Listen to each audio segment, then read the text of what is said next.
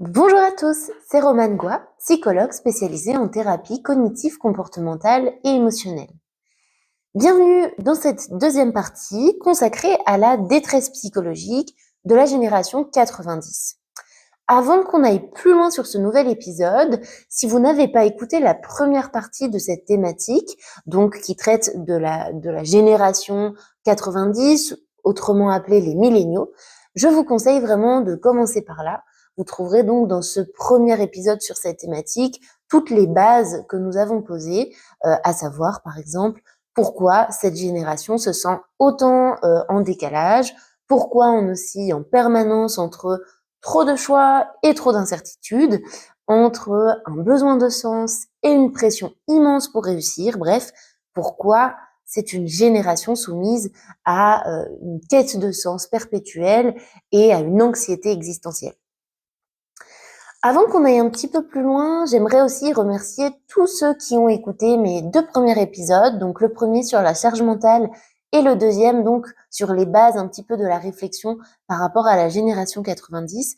Et j'aimerais également remercier tous ceux qui ont pris le temps de me faire un retour ou des retours.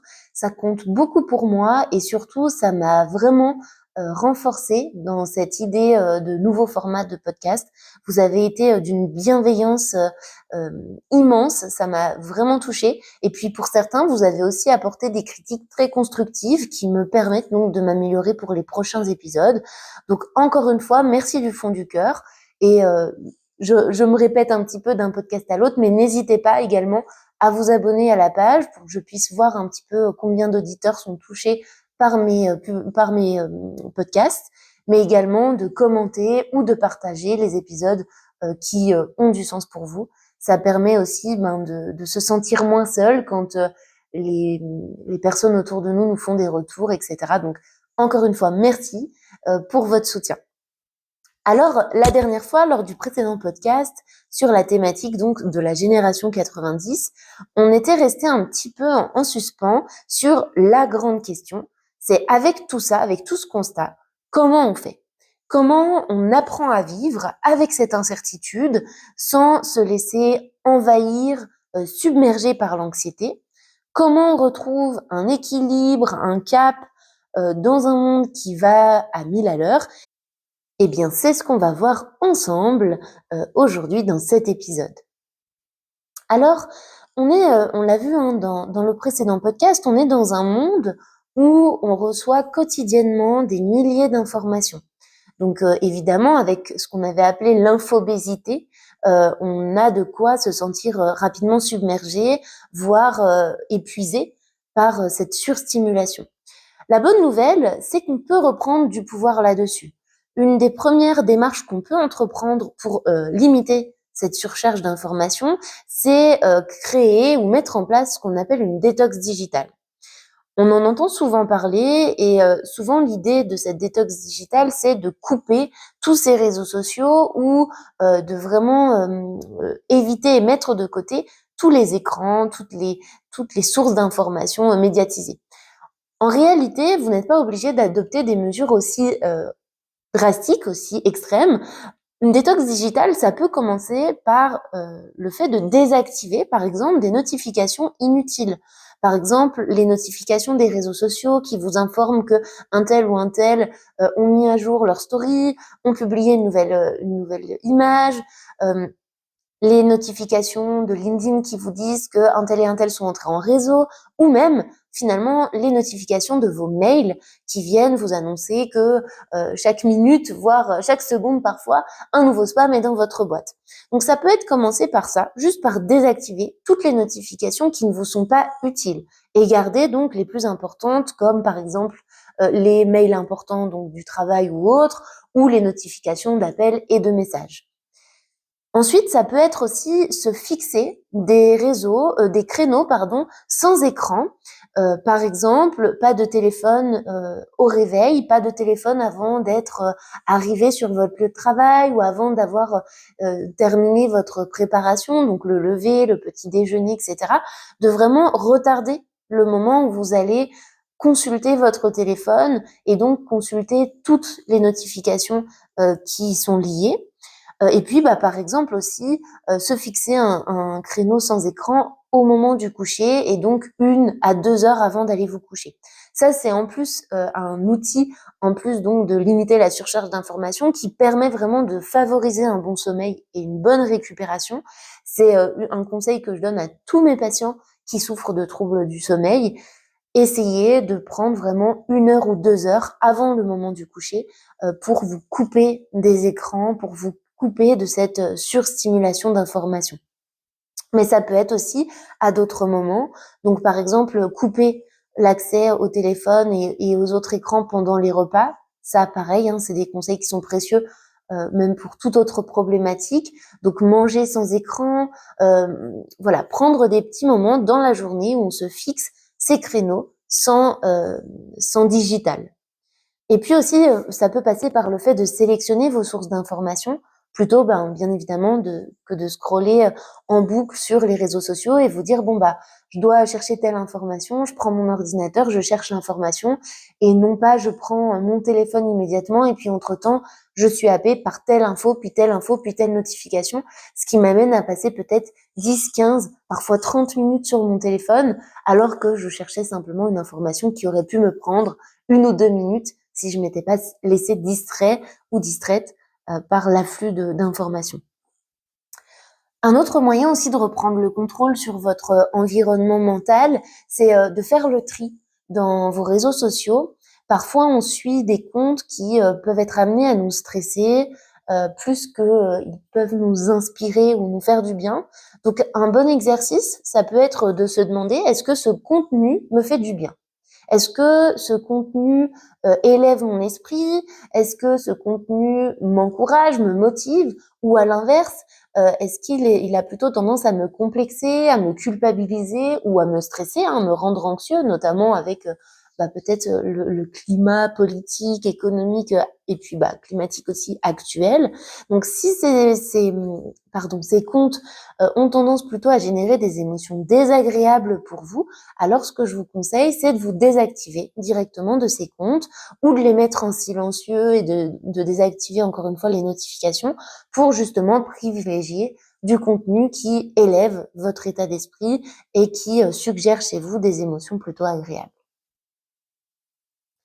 Ensuite, on l'avait vu la dernière fois lors du précédent podcast, on est dans une société qui a tendance à valoriser la productivité et l'efficacité, peut-être parfois à outrance, mais si finalement on se laisse un petit peu happer par ce fonctionnement-là, à tout faire, tout voir, tout avoir, et qu'on prend jamais le temps de ralentir, on peut finir, comme on l'avait vu cette fois-ci dans le premier épisode sur la charge mentale, on peut finir en burn-out physique ou mental, voire les deux, en état vraiment d'épuisement.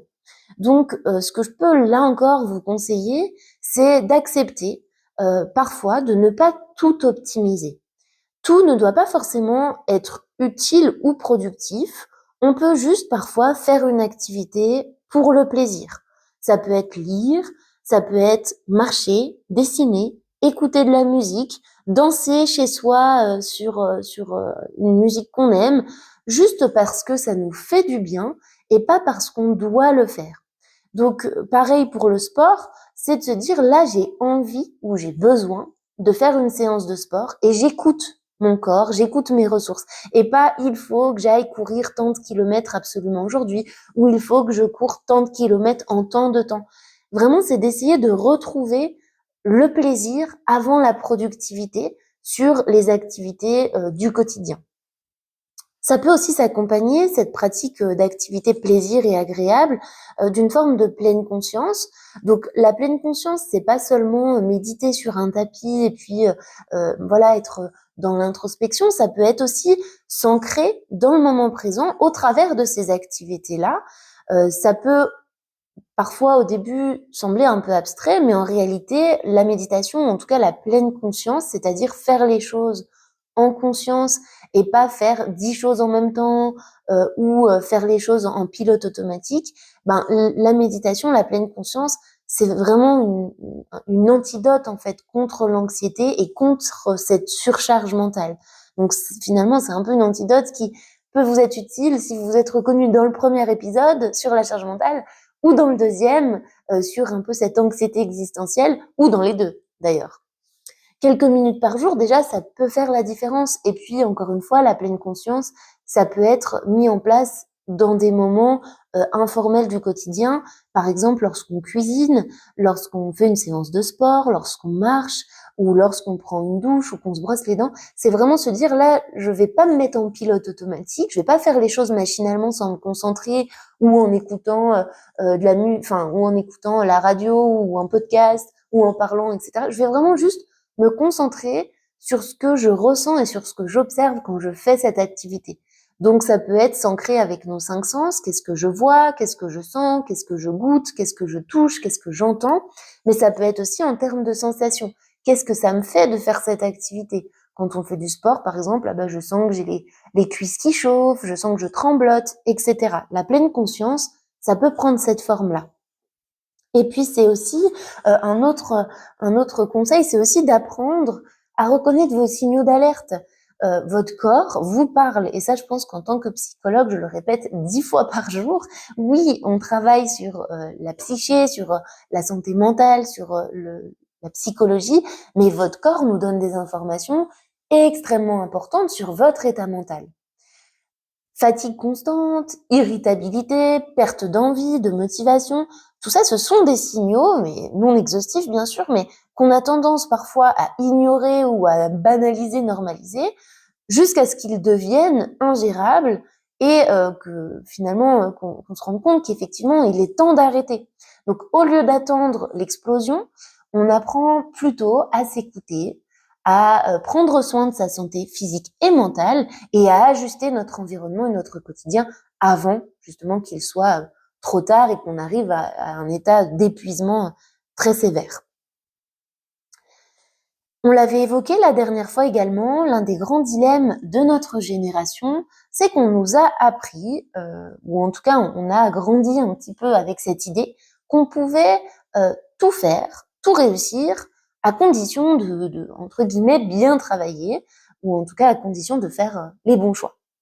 Sauf qu'on ne nous a pas appris comment justement faire ces choix, comment choisir ce qui nous correspond vraiment. Donc, une des notions hyper importantes de ce podcast, c'est de sortir du mythe de la passion unique qu'on nous a peut-être inculqué.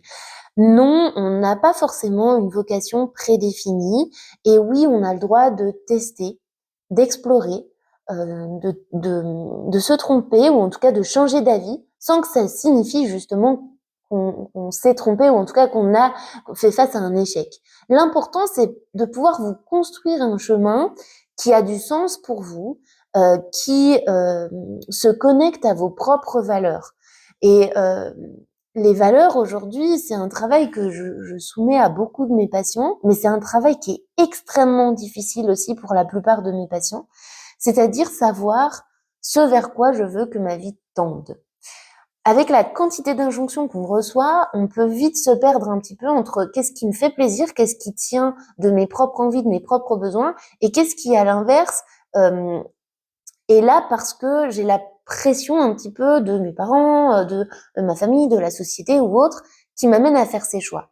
Et un bon exercice, du coup, pour trouver quelles sont vos valeurs, mais c'est de vous questionner dans votre quotidien sur est-ce que je fais ça parce que ça me parle vraiment, parce que ça a du sens pour moi, parce que j'aime le faire, parce que j'ai besoin de le faire, ou est-ce que je le fais parce que j'ai l'impression que c'est ce que je dois faire?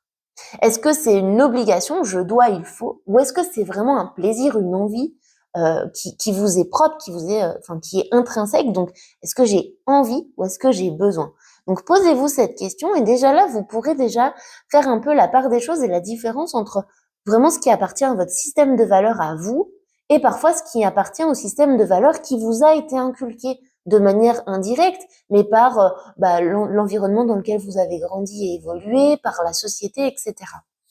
Et puis, ça nous mène un petit peu à une autre petite astuce qui peut vous permettre aussi de prendre une direction de votre vie qui vous soit plus individuelle, plus propre, plus spécifique, c'est de créer votre propre définition de la réussite.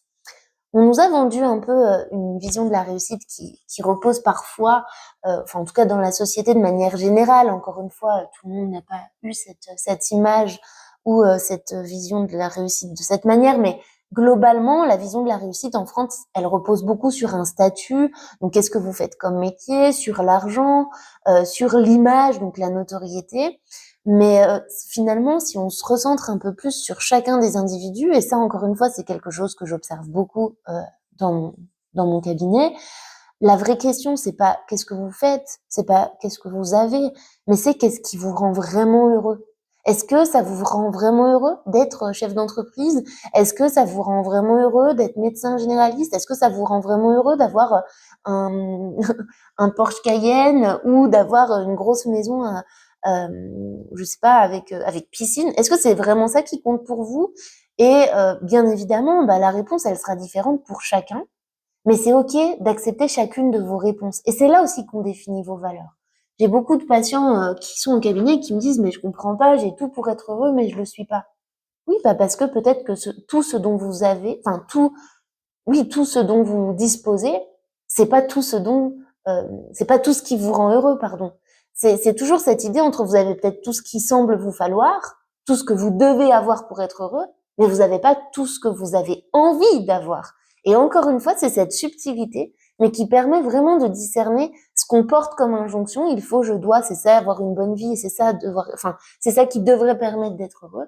Et ce dont j'ai vraiment envie, ce qui a vraiment du sens pour moi, et peut-être que oui, ça sort un peu des sentiers battus. Peut-être que oui, ça sort un petit peu du modèle ordinaire qui m'a été inculqué par mon éducation, par mon environnement. Mais en fait, c'est ce qui a du sens pour moi. Et si ça a du sens pour vous, alors c'est que c'est OK et c'est ce que vous devez tendre à mettre en place dans votre quotidien.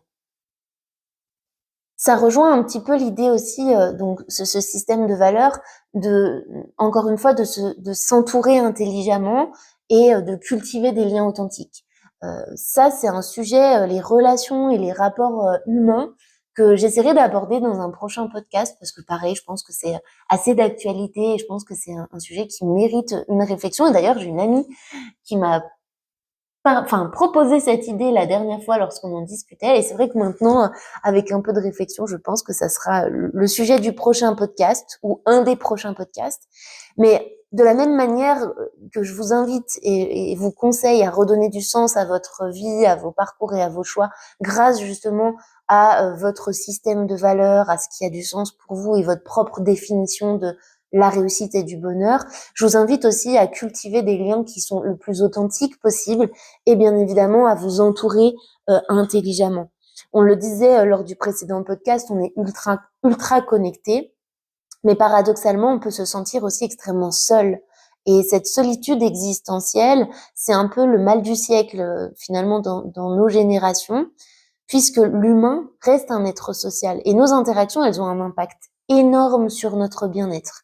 Donc un des premiers conseils pour ça, c'est déjà de faire du tri, comme on le disait sur les réseaux sociaux, mais là de faire du tri dans votre entourage, privilégier les personnes qui vous nourrissent, qui vous soutiennent, qui vous comprennent ou pas, mais en tout cas qui ne vous jugent pas. Les personnes qui parfois peuvent être en désaccord avec vous, mais qui pour autant ne vont pas vous faire culpabiliser ou qui ne vont pas vous faire vous sentir anormal ou pas à votre place, qui vont vous dire leur désaccord, mais qui vont pas vous juger pour ce que vous êtes ou pour votre point de vue. Donc, en une phrase, moins de relations toxiques, plus de connexions sincères. Et puis, parallèlement, essayez, privilégier aussi les relations dans lesquelles vous pouvez dire quand ça ne va pas, vous pouvez demander de l'aide et vous pouvez aussi être dans cette position de vulnérabilité sans vous sentir en échec ou sans vous sentir jugé ou encore une fois coupable. L'autre point aussi que je peux aborder ou amener dans ce podcast pour ce qu'on peut nommer des astuces pour mieux vivre aussi cette quête de sens et cette anxiété existentielle, c'est une notion pareille, très importante quand on traite l'anxiété en séance, c'est la tolérance à l'incertitude ou alors apprendre à lâcher prise sur ce qu'on ne contrôle pas. Notre époque est une époque où tout va vite, où tout change rapidement. On le voit avec l'évolution, hein. Il y a quelques années, on avait des gros téléphones, ensuite on a eu des téléphones tactiles, et puis maintenant on a un peu tout qui est connecté, des maisons connectées, on a tout qui a changé extrêmement vite. Et finalement, vouloir tout contrôler, ça peut parfois donner l'impression qu'on se sécurise et qu'on est plus en sécurité parce qu'on contrôle, mais en réalité, tout contrôler, c'est s'exposer à une anxiété permanente. À l'inverse, accepter l'incertitude, accepter que certaines choses ne peuvent pas être contrôlées, accepter que certaines choses ne dépendent pas de nous, c'est s'autoriser à retrouver une certaine sérénité et une forme de liberté également. Donc, comment développer une tolérance à l'incertitude? C'est d'abord en acceptant l'idée qu'on ne peut pas tout prévoir, en acceptant que tout ne dépend pas de nous et de ce qu'on va faire ou de ce qu'on va dire. On peut apprendre à faire confiance à notre capacité d'adaptation plutôt que apprendre à essayer de tout gérer, tout contrôler. Je m'explique parce que j'ai peur de vous perdre, mais l'intolérance à l'incertitude, c'est l'idée que si je prévois pas tout, si je contrôle pas tout mon environnement, ça va mal se passer et ça va être une catastrophe. En réalité, vous pouvez tout contrôler et que ça se passe pas comme vous l'aviez prévu et que vous ressentiez là encore de l'anxiété et une sensation de perte de contrôle et donc de détresse psychologique. Ce que je vous conseille de faire, c'est plutôt d'imaginer que les choses se passeront peut-être comme vous les imaginez, mais peut-être que les choses se passeront différemment parce que certains facteurs indépendants de votre contrôle viendront altérer le fonctionnement de votre journée ou viendront retarder certains événements que vous aviez prévus. Et l'idée, c'est de vous faire confiance par rapport à votre capacité de vous adapter à ces imprévus. C'est oui, peut-être que tout sera pas comme je l'imagine, mais je saurai rebondir, je saurai m'adapter à ces imprévus, à ces choses que je n'avais pas envisagées, parce que justement, je sais gérer mes émotions, parce que j'ai des capacités de résilience, et je vous rassure, on en a tous, même si parfois vous avez l'impression de ne pas en être capable. La vie, c'est de l'adaptation permanente. Donc, si vous en êtes à écouter ce podcast, c'est que vous avez déjà dû vous adapter pas mal de fois dans votre vie. Donc, vous avez ces capacités-là, et en fait, c'est de retrouver confiance en vous et retrouver confiance en ces capacités d'adaptation, plutôt que de vouloir éviter à tout prix l'incertitude, les imprévus. C'est aussi de comprendre que certaines choses ne dépendent pas du tout de vous, comme le jugement des autres, l'avis que peuvent avoir les autres sur vous, et également, voilà, ce qui va être de l'ordre de la réussite ou de l'échec entre guillemets, même si c'est pas un terme que j'utilise souvent et que j'apprécie, mais tout ce qui peut vous stresser ne dépend pas toujours de vous. Je pense notamment dans notre génération à tout ce qui touche voilà, vraiment l'aspect climatique. Oui, on peut agir à notre échelle, on peut contrôler plein de choses à notre échelle en mettant en place certains comportements, certaines habitudes, en changement d'autres habitudes. Par contre, il y a quand même une part immense de cet engagement et de cette lutte entre guillemets contre le réchauffement climatique et le dérèglement climatique qui ne dépend pas de nous. Et en fait, identifier ce qu'on peut réellement maîtriser et par contre lâcher prise sur le reste, ça change tout. Parce que pareil au cabinet dans les milléniaux, la génération 90, j'ai beaucoup de jeunes qui viennent avec une éco-anxiété très très sévère. Et ce qui se comprend, le monde actuel peut faire peur sur l'avenir quant au climat, quant à l'environnement, etc. Mais il faut aussi pouvoir se calmer entre guillemets par rapport à cette anxiété, parce qu'une suranxiété va vous pourrir la vie, bien évidemment, quotidiennement, et ça va pas forcément être efficace et productif. Donc c'est savoir sur quoi on peut agir à notre échelle sans être dans un stress excessif sur tout ce qui finalement ne dépend pas de nous. On peut s'engager, on peut être militant, on peut manifester, on peut faire des petites actions quotidiennes, mais il y a aussi des démarches, des choses qui malheureusement ne dépendent pas de nous. Et donc apprendre à tolérer ce qui n'est pas de notre contrôle et ressort. Ça rejoint un peu l'idée aussi de voir l'imperfection l'imperfection comme une normalité et pas comme un échec. Il faut vraiment se rappeler que personne n'a tout compris, personne n'a tout réussi, personne n'est parfait, Et on parlait tout à l'heure de valeur, et gardez vraiment en tête qu'une valeur, c'est un cap, c'est pas une destination. C'est-à-dire qu'on n'atteint jamais à 100% une valeur. Et ça, vraiment, répétez-le vous. On peut être éco-responsable, mais on pourra toujours l'être plus. Donc les gens qui chercheront un petit peu à vous détruire, les destructeurs ou les saboteurs, vous diront oui, bah t'es écolo, mais tu vas bien au travail en voiture. Oui, mais ça ne veut pas dire que vous faites pas du mieux que vous pouvez au quotidien pour peut-être euh, diminuer votre empreinte carbone, etc. Donc gardez à l'idée que c'est pas parce que vous êtes imparfait sur vos valeurs, sur vos quêtes, que vous êtes une mauvaise personne ou que vous n'êtes pas aligné avec vos valeurs. Si on doit résumer, une valeur, c'est un cap. Donc vous allez en direction, vous menez votre vie en direction de cette valeur, mais vous atteindez jamais vraiment cette valeur. C'est je mets tout en direction de cette valeur et chaque petit comportement, c'est une destination qui va en direction de ce cap. J'espère que je vous ai pas trop perdu avec toute cette idée de valeur, de tolérance à l'incertitude. D'autres petits outils un peu annexes, mais où je vais aller un peu plus vite parce qu'encore une fois, sur les solutions, les petites astuces que j'aborde aujourd'hui, on est sur des astuces qui sont non exhaustives. Donc tout ce que je dis là, c'est des petites astuces que vous pouvez essayer de vous approprier si c'est pas des choses que vous mettez déjà en place dans votre quotidien.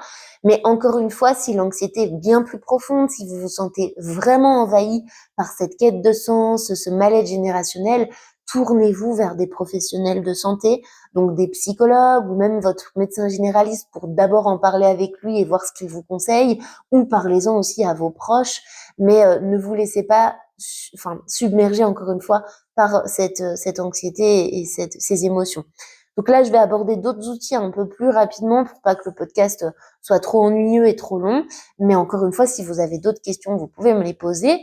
Je pourrais les réaborder dans un autre podcast. Ou sinon, si vraiment ce questionnement est trop intense pour vous, tournez-vous vers des professionnels de santé adaptés et qualifiés. Donc on le disait, dans ce podcast et dans le podcast précédent, cette idée qu'on court après le temps, qu'on a le temps de rien, qu'on fait plein de choses, qu'on est un peu sur tous les fronts. Mais la question aussi qu'on peut se poser, c'est est-ce qu'on utilise vraiment notre temps comme on le voudrait, encore une fois, et pas comme on le doit ou comme on le devrait. Donc, quelques petites astuces pour vous réapproprier votre temps et votre énergie aussi, c'est d'apprendre à dire non. Chaque oui à quelque chose qui ne vous convient pas, ou qui n'est pas vraiment ok pour vous, c'est un non à ce qui compte vraiment pour vous. En fait, rappelez-vous que dire non à quelqu'un ou à quelque chose, c'est se dire oui à soi-même. Et pour l'instant, c'est le plus important pour vous, de vous dire oui, de vous écouter et de prendre soin de votre santé mentale et physique. Donc apprendre à dire non, soit en travaillant ça encore une fois en thérapie avec l'affirmation de soi, etc. Soit en vous expérimentant de votre côté à vous dire là en fait j'ai pas envie donc je vais tenter de dire non. Dire non c'est pas, un désaccord c'est pas un désamour. Dire non j'ai pas envie c'est pas dire non je ne t'aime pas. C'est juste dire je t'aime mais là je m'écoute moi.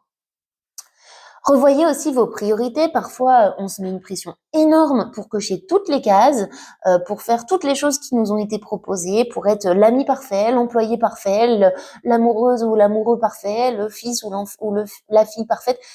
Stop. En fait, est-ce qu'on peut 2 minutes juste réévaluer dans toutes ces cases qui nous ont été proposées, ce qui est vraiment important pour nous, ce dont on a vraiment envie, et se dire c'est pas parce que je le fais pas que je suis imparfaite, c'est pas parce que je vais pas à ce repas que je suis mauvaise amie. Juste écoutez-vous, prenez le temps de prioriser, acceptez de dire non à certaines choses pour vous dire oui à vous-même et accordez-vous aussi des moments de pause sans culpabiliser. On sous-estime vraiment dans cette nouvelle ère la puissance de ne rien faire. Pourtant, en fait, c'est souvent dans ces moments-là qu'on y voit plus clair sur ce qui est important pour nous, qu'on se ressource, qu'on reprend de l'énergie pour mieux s'engager dans ce qui est important pour nous. Donc prenez du temps et prenez soin de vous. Quand tout semble incertain, on peut manquer parfois un peu de repères et se sentir un peu morcelé, déstructuré. Donc, ce que je vous propose aussi, c'est de vous créer des petits rituels personnels. Par exemple, vous levez le matin, vous prenez une petite tisane, un petit thé ou un café dans le silence, sans téléphone, sans télé, sans podcast. ou alors aller marcher, encore une fois, sans connexion, donc sans téléphone, juste de prendre le temps d'aller dans la nature, de vous ressourcer un petit peu à l'air, enfin à l'extérieur. Ça peut être noté à la fin de vos journées les situations, les moments de votre journée dans lesquels vous vous êtes senti aimé, valorisé, fier. Voilà, un petit carnet de gratitude. Ce sont des petites choses simples, mais qui structurent notre mental, qui nous permet aussi de décompresser et de se recentrer. Et je le disais dans le podcast précédent, aujourd'hui, on manque beaucoup de temps d'introspection. Et ces petits moments-là peuvent nous permettre justement de retrouver une connexion à nous-mêmes qui est hyper importante pour prendre soin de sa santé mentale. Le sommeil aussi et l'activité physique, ce sont deux conseils que je vous donne encore aujourd'hui. L'activité physique, je vous demande pas de courir des ultra-trails et des marathons, même si c'est la mode apparemment en ce moment, mais juste de bouger un peu, de réintégrer du mouvement dans votre quotidien. Donc voilà, aujourd'hui on manque plus de preuves du fait que l'activité physique soit un antidépresseur naturel. Je pense qu'aujourd'hui beaucoup d'études permettent de prouver ça.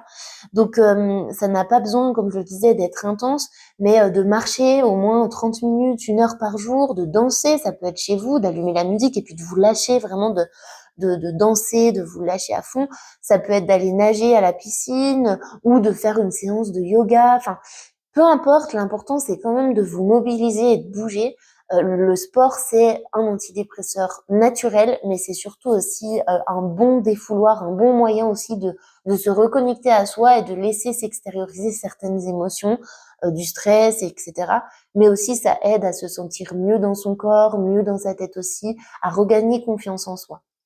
Et parallèlement, je disais tout de suite le sommeil, mais pareil, le manque de sommeil amplifie tout au niveau émotionnel, ça augmente l'anxiété, ça aggrave la confusion mentale, ça renforce aussi la fatigue. Donc essayez dans votre quotidien de prioriser votre sommeil pour justement investir de manière plus qualitative dans votre santé mentale. Donc au moins voilà 7-8 heures de sommeil par nuit. Après encore une fois, chaque personne a son propre quota et son propre besoin de quota de sommeil, mais essayez de voir si 7 heures ça vous suffit ou 8 heures ça semble être mieux pour vous et d'essayer dans le quotidien d'ajuster un petit peu vos activités pour avoir un sommeil suffisant et stable. Ce que je vous propose également, c'est de trouver des sources d'inspiration et d'apaisement ailleurs, bien évidemment, que dans les réseaux sociaux, les médias, etc. Je pense que là, vous l'aurez compris au travers de ce podcast. Mais quand on se sent perdu, parfois, à s'inspirer des autres ou s'inspirer de certaines pratiques, activités, ça peut nous aider à avancer. On l'avait évoqué dans le podcast précédent qu'on avait perdu un peu ces repères religieux, culturels qu'on avait des précédentes générations. Alors pour un mieux ou pour un mal ou pour un moins bien, je n'en sais rien. Vraiment, on l'avait dit, c'est vraiment mieux de pouvoir avoir son propre point de vue et sa propre manière de vivre. Mais à la fois, des fois, mais ça peut aussi créer, on l'avait dit, de la confusion et une perte de repères. Donc essayez d'en retrouver, par exemple, comme vous le faites là actuellement, en écoutant des podcasts qui vous inspirent, qui vous font vous donner, qui vous donnent un nouveau sens ou qui vous permettent de vous sentir moins seul dans certaines choses. Vous pouvez aussi pratiquer de nouvelles activités comme des cours de poterie, de musique, même si vous en avez jamais fait, ou comme on le disait, des cours de sport, ou des groupes de parole, des conférences. Enfin voilà, essayez de vous tourner un petit peu vers des ressources extérieures qui vous permettent de rencontrer des personnes inspirantes ou d'écouter des témoignages aussi inspirants qui résonnent en vous et qui résonnent par rapport à votre propre existence. Reconnectez-vous aussi, je sais que je l'ai un peu évoqué dans cette notion de faire du sport, de sortir, mais reconnectez-vous aussi à la nature. Ça, j'en suis convaincue, il n'y a rien de tel qu'un bol d'air pour remettre les choses en perspective, pour mieux prendre du recul et de la distance sur ce qu'on vit et remettre un peu chaque chose à sa place et retrouver cette introspection où on y voit clair et pas justement où on est perdu dans tous ces questionnements qu'on peut avoir. Donc prenez-vous un week-end en montagne ou allez du côté de l'océan ou de la mer pour vous connecter à l'air marin si c'est quelque chose que vous préférez, ou allez ne serait-ce que vous promener dans un parc si vous êtes en ville ou en forêt. Enfin voilà, essayez de retrouver quand même une certaine connexion à l'extérieur, à la nature, et ce qui permet aussi un peu parallèlement de se déconnecter de cet afflux permanent de notifications, d'informations via les réseaux sociaux. Et puis aussi, ça rejoint cette idée de créer des activités inspirantes, mais essayez de retrouver une certaine créativité dans votre quotidien par la peinture, l'écriture, le bricolage, la cuisine, peu importe finalement l'activité, mais une activité qui vous permette d'exprimer quelque chose sans attente de résultat, encore une fois. N'essayez pas de vous dire il faut à tout prix que je fasse telle chose. Non, c'est tiens, j'ai envie d'expérimenter et je teste. Si votre gâteau vraiment fait pas succès autour de la table, c'est pas grave, vous avez passé un bon moment. Et là, ça rejoint un peu tout ce qu'on a dit, en pleine conscience, sans pression d'objectif et de productivité, juste par plaisir, vous avez fait quelque chose en étant pleinement conscient ou consciente de ce que vous faisiez. Et ça, c'est ce qui compte le plus.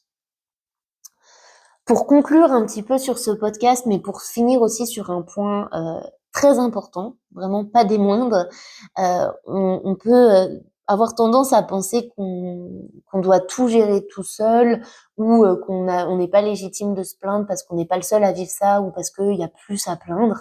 Alors je compte même plus le nombre de patients qui me disent non mais vous vous rendez compte, je me sens pas bien alors que j'ai tout, je suis pas légitime, j'ai une amie qui a ça, elle serait beaucoup plus légitime de se plaindre. Alors non, en fait, personne n'est censé refouler certaines émotions sous prétexte qu'il y a pire, parce qu'en réalité, bien sûr, qu'il y a toujours pire qu'une situation, même quand on pense que c'est la pire. Donc, il n'y a pas de pire ou de moins pire. Toute souffrance, toute émotion est légitime et doit être finalement validée. Et au final, quelle que soit votre souffrance ou votre état d'anxiété ou de confusion, sachez que personne n'est censé affronter ça en solo ou tout seul. Donc, parlez de ce que vous ressentez à quelqu'un de confiance. Ça peut être un ami, un proche, ça peut être un collègue ou votre partenaire. Parfois, dire les choses à voix haute, ça peut suffire des fois à les rendre un peu plus claires. Donc dire, voilà, je suis perdue, je sais pas si je reste dans ce travail ou si je le quitte, je sais pas si je déménage ou si je reste là. Donc juste en parler, parfois, ça me permet de remettre un peu d'ordre.